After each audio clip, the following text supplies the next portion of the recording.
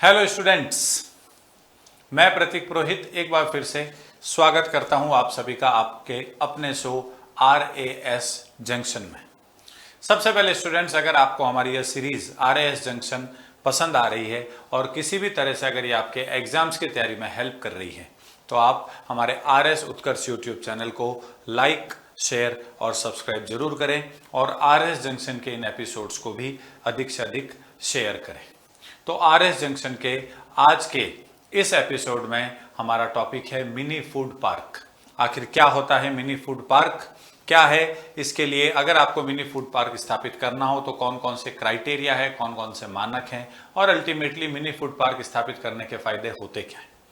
तो सबसे पहले हमने इस टॉपिक को आज उठाया क्यों है, तो इसके पीछे का कारण है ये कि जोधपुर में सरकार ने घोषित किया है कि मिनी फूड पार्क खुलेगा और इस मिनी फूड पार्क खुलने से 500 करोड़ रुपए का निवेश आएगा और 3000 लोगों को रोजगार मिलेगा।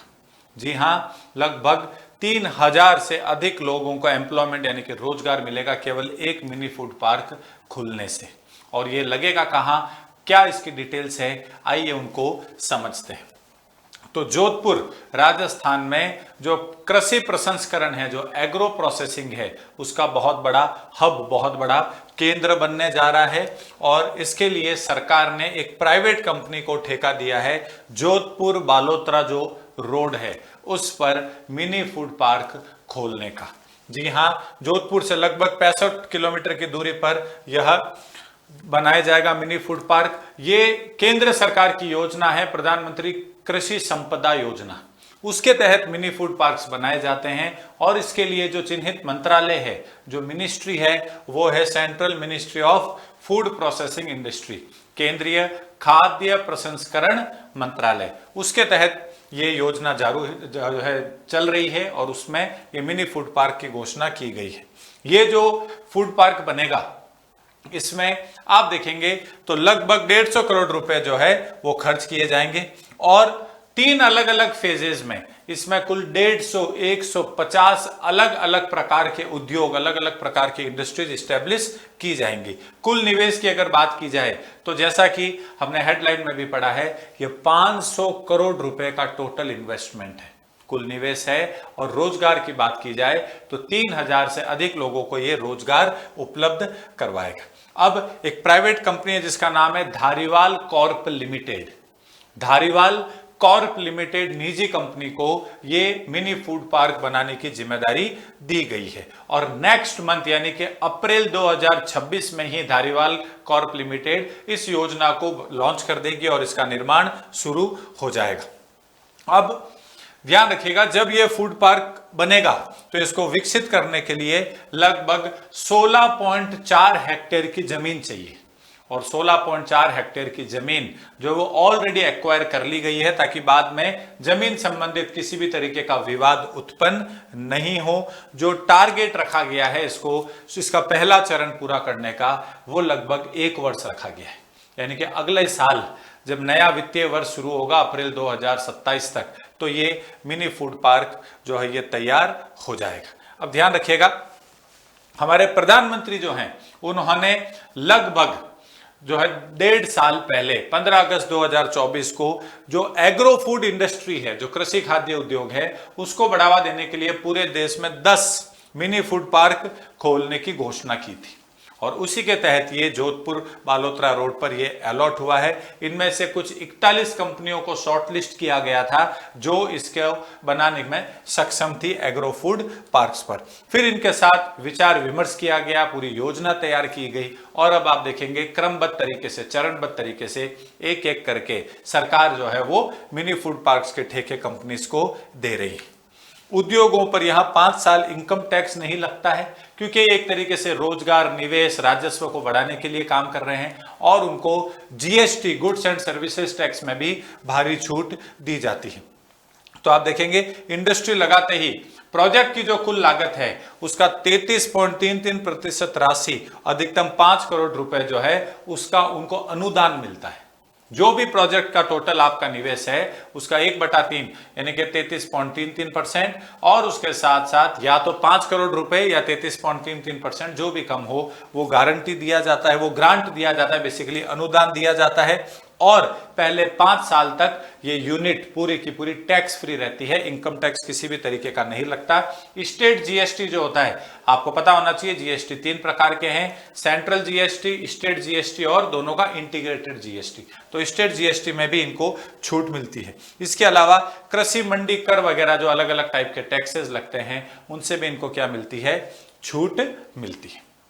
अब ये जो लग रहा है जोधपुर बालोतरा रोड पर, इसमें शुरुआत में आप देखेंगे 120 करोड़ रुपए से आधारभूत संरचनाएं यानी कि इंफ्रास्ट्रक्चर, बिजली हो गया, पानी हो गया, सड़क हो गया और भी जिस तरीके का इंफ्रास्ट्रक्चर, मशीनरी वगैरह चाहिए और सुविधाएं उपलब्ध करवाई जाएंगी। इसमें सड़क, बाउंड्री, वाटर सप्लाई, बिजली, power backup, road light, pipeline, इस प्रकार की सुविधाएं शामिल है। क्योंकि एग्रो फूड पार्क है, मिनी फूड पार्क है, तो यहां पर आप देखेंगे कि फूड टेस्टिंग लैब जैसी, कोल्ड स्टोरेज जैसी सुविधा भी विकसित करवाई जाती है। लगभग 10 एकड़ जमीन वो आपको कम से कम चाहिए एक मिनी फूड पार्क स्थापित करने के लिए।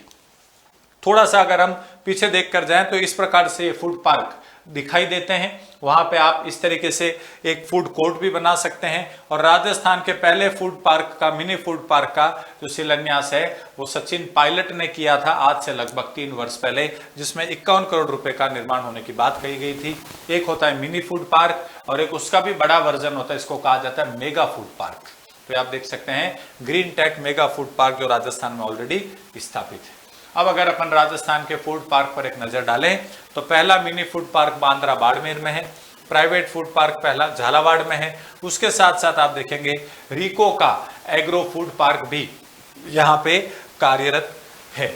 राजस्थान के और अगर अपन एग्रो फूड पार्क की बात करें तो रानपुर कोटा सबसे छोटा है, जोधपुर के बोरानाडा में भी है, गंगानगर में उद्योग विहार में है और अलवर में है मत्स्य औद्योगिक क्षेत्र में।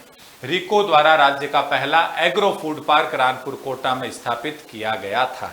और आरएस के प्रीलिम्स के एग्जाम में इस तरीके का एक प्रश्न इसी वर्ष आरएस 2024 का जो प्री हुआ, इसी वर्ष मतलब जो अभी आरएस का लेटेस्ट प्री हुआ था उसमें प्रश्न पूछा गया है। तो मेगा फूड पार्क ये भी हमने देखा अजमेर कि रूपनगढ़ में जो green tech mega food park है राजस्थान में चल रहा है और दूसरा mega food park Palana Bikaner में प्रस्तावित है। ठीक है स्टूडेंट्स, खबर जंक्शन के पिछले एपिसोड में मैंने आप लोगों से think and comment food for thought का प्रश्न पूछा था। भारत में किए गए चुनावी सुधारों के बारे में बताइए। कई सारे स्टूडेंट्स ने आंसर्स दिए, लेकिन जो सबसे इफेक्टिव, सबसे अच्छा आंसर है वो सपना बख्शी का है। उन्होंने लिखा है ईवीएम्स को अडॉप्ट किया गया, इलेक्ट्रॉनिक वोटिंग मशीन को। VVPAT, voter verifiable paper audit trial, आप वोट देते तो एक रसीद जैसी पर्ची सामने घूमती हुई दिखती है जो आपको उस पर देख सकते हो, आपने जो बटन दबाया उसी कैंडिडेट, उसी पार्टी को वोट गया है या नहीं। NOTA, none of the above का भी ऑप्शन दिया गया, आप किसी भी अगर उम्मीदवार को, प्रत्याशी को वोट नहीं देना चाहें। कुछ वोटिंग ईज की गई, जो बड़े बुजुर्ग हैं उनके घरों पे बैठे बैठे वो वोट दे सकते हैं, पोस्टल बैलेट या होम वोटिंग। और ईसीआई नेट डिजिटल प्लेटफॉर्म शुरू किया गया इलेक्शन मैनेजमेंट के लिए। तो काफी सारे पहलुओं को सपना ने कवर किया, बहुत अच्छा आंसर है। आज का जो हमारा एपिसोड है इस पे मेरा आपका प्रश्न है, राजस्थान के प्रमुख कृषि उत्कृष्टता केंद्रों के नाम बताइए। एग्रीकल्चरल जो है सेंटर्स ऑफ एक्सीलेंस, कृषि उत्कृष्टता केंद्रों का मतलब होता है सेंटर्स ऑफ एक्सीलेंस। तो आपको राजस्थान के प्रमुख कृषि उत्कृष्टता केंद्रों के नाम बताने हैं। ध्यान रखिएगा 4 से अधिक नहीं बताएं, कोई 4 बताएं और आप अपने आंसर को जितना शॉर्ट एंड स्वीट रखेंगे उतना बेहतर रहेगा। जो आंसर मुझे सबसे अच्छा लगा उसे मैं आरएएस जंक्शन के अगले एपिसोड में आपके नाम के साथ पढ़कर जरूर सुनाऊंगा। स्टूडेंट्स, अगर आपको हमारी ये सीरीज आरएएस जंक्शन पसंद आ रही है तो आरएएस उत्कर्ष यूट्यूब चैनल को लाइक, शेयर और सब्सक्राइब करना ना भूलें और आरएएस जंक्शन को भी अधिक से अधिक शेयर करें और ज्यादा से ज्यादा लोगों तक इसको पहुंचाएं। आज के एपिसोड में इतना ही। धन्यवाद।